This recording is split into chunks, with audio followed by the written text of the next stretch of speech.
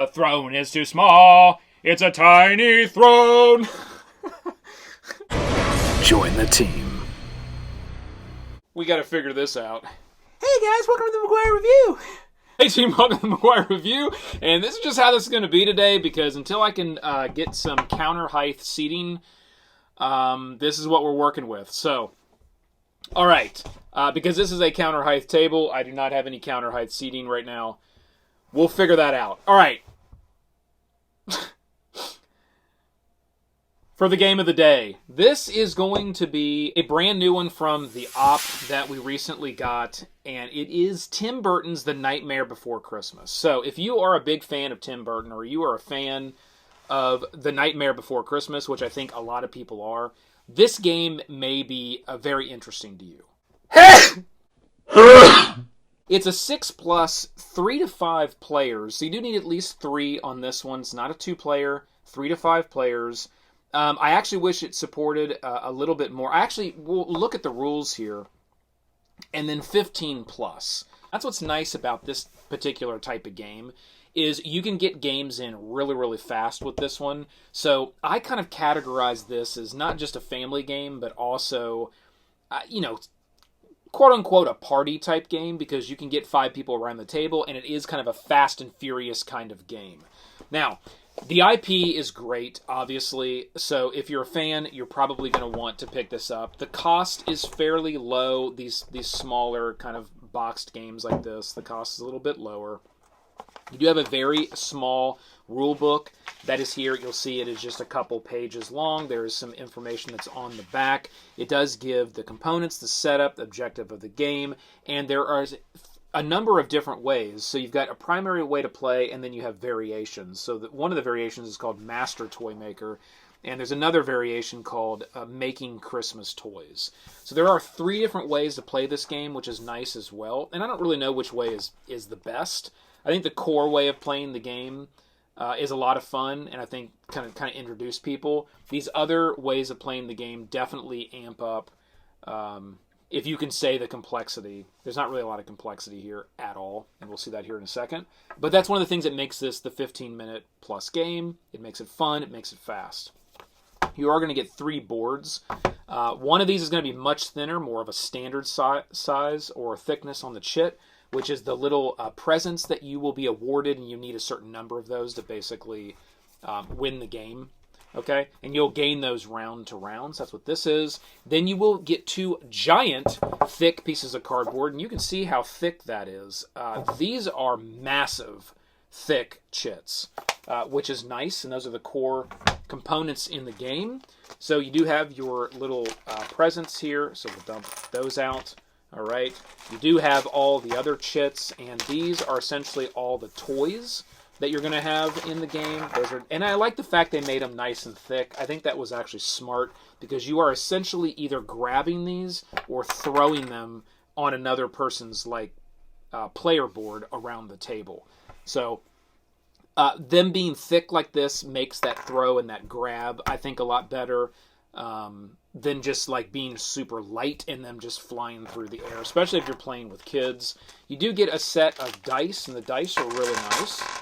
You see there, and there's 3 different types of dice that each person will get, and then you will get the player boards, and they're nice and thick, high quality boards as well. I'm glad they did that versus just little thin, pieces of paper. There is one that is kind of Santa's toy bag that will be in the center of the table, and then each player will get one of these boards. And they do all look uniquely different, which I thought was a nice touch as well. They could have just used the same print on all of them.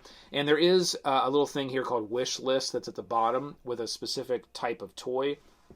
That's only used in one of the game variations, where essentially you're looking to just have that type of toy on your board to win. Other than that, if you play the standard game, this is not really used at all. Just print it on the board for that variation. Now, on the back, they each have a different printing as well, which I thought was another step. Didn't necessarily need to do this, but they did. So you've got all the kind of main characters there on the back. And it says from Sally, from Zero, from Lock, from Barrel, from Shock. So that's pretty cool that they did that as well, just to kind of add to that theme. So essentially what you're going to do in this game, and we'll just look at the rules here because it's incredibly simplistic, is everybody's going to get one of these boards. Everybody's going to get one of the 3 different types of dice. Now there's a dice that will tell you directionally where a toy needs to go. So you'll take one of those. There's a dice that will have just numbers on it. This is how many of those toys need to go in which direction. And then there's a die that has all of the different toys on it, and that will tell you the type of toy that needs to go in a specific direction. So when it is your turn, you will have a number of these toys that everybody will start with. And let's say, I think for 4 players, it's 15. For 4 players, it's 15 pieces. So let's say we were playing a 4-player game, and what would happen is everybody would get 15 of these pieces randomly, and I'll just put some pieces here, and they would go on your board to kind of start the game. All right, so let's say that was 15 on each board, and it would just be random. So you just, either put them all in a bag or just reach out and grab a handful and do it that way. It's completely up to you.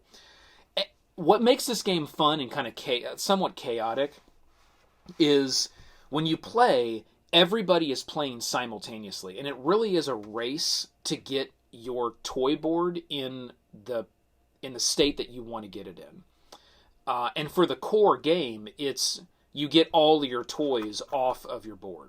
Okay, now once you have all of your toys off your board, you have to yell, "This is Halloween!" And then you're the winner for that round, and you get one of the little toy, ghoulish toy tokens, right? And then once you have 3 of these, you win the game. And I believe I'm pretty sure every single mode is once you have 3 of these, you win the game. So you can only imagine that everybody around the table has their 3 dice, and they're rolling, okay, as fast as possible. And then they do the action. They pick up the dice again. They roll. They do the action. They pick up the dice again. They roll. And everybody is doing that, just, throwing toys all over the place until somebody gets nothing on their board and then yells, "This is Halloween," right? And then it's good to go. Then you would reset, just like you set up the game. Everybody gets 15, and you start again. And the person that won will say, 1, 2, 3, what's this? And that starts the game. Okay? So that's kind of fun as well. What I would say as far as gameplay, it is fun. It is chaotic. But I think the person who's going to have the edge here in games like this is the person who can very quickly read their 3 dice and take that action. So that quick eye-hand coordination is going to give you an edge in a game like this, okay? Where if I was to roll these 3 dice and I was this player, I would roll them and I would say, okay, I need the snake and only one of them. Now I happen to have 2, only one of them, and I got this like all directions, which means I can put it on anybody's board that I want. If it would have said an L, I would have had to go to the left of me. If it would have said an R, I would have had to go to the right of me. Or the other option is Santa's bag, which is this central bag that you put in the middle of the table, and you could toss the toy on that bag. So, in our example, I had the snake any direction in one of them, so I would very quickly grab the snake, and I could just say, oh, it goes here.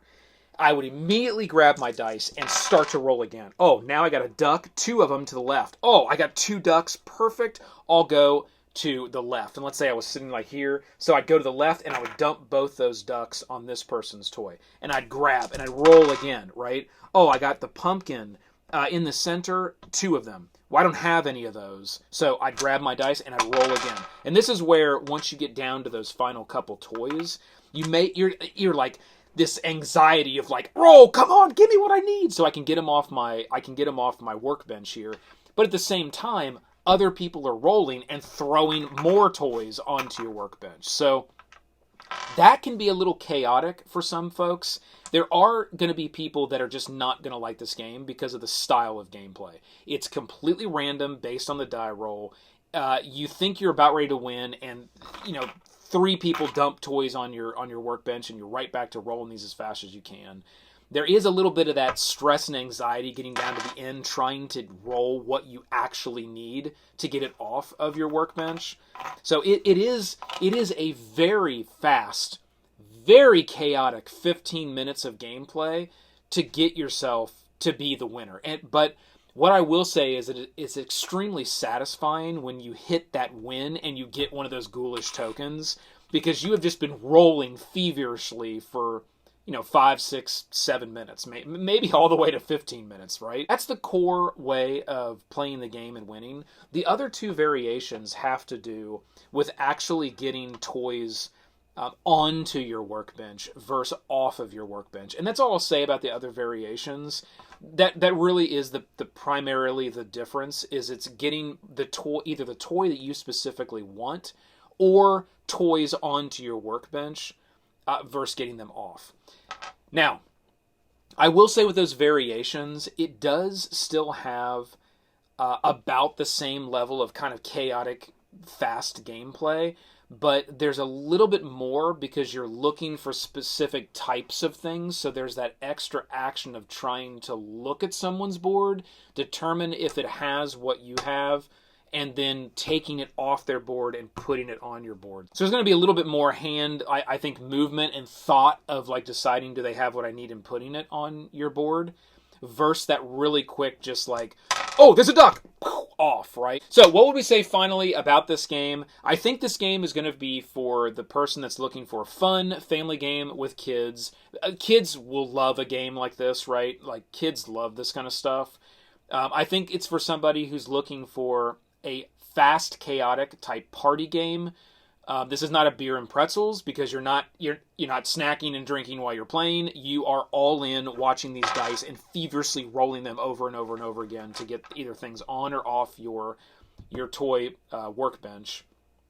I think it's for a person that may just love the Jack and the Tim Burton Nightmare Before Christmas theme.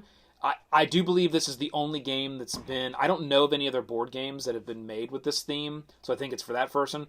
I do not think this is a game for a person that, if you get like stressed out during games, or you have high levels of anxiety, or you don't like the stress of just rolling the dice and trying to like read them and move as fast as possible, or faster than everybody else around the table, no matter what, you're not going to enjoy this game. It's just going to be something you probably will play once, and you're like, okay, cool, I played it, and it's not going to be something that you're going to look forward to playing over and over again.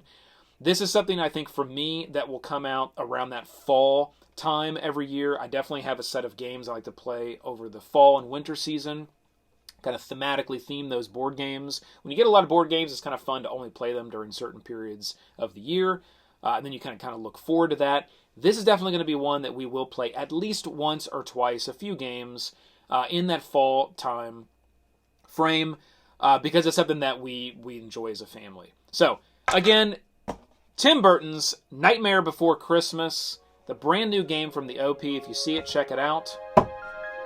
With that, keep rolling them crits. This has been the McGuire Review. We'll see you next time.